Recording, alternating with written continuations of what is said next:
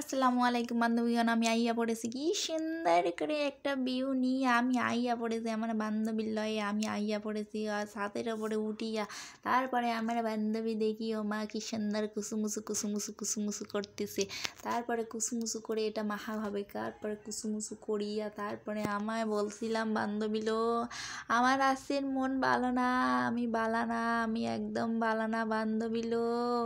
বান্ধবী আমার তো একদম কুসুমুসু খাইয়া সারিবে। বান্ধবীর বললাম আমি এটা খাইতাম না বান্ধবী, আমি এটা খাইতাম না, আমি একদম খাইতাম না। বান্ধবী আমার কত রিকোয়েস্ট করলো বান্ধবী একটু খাইয়ালে বান্ধবী।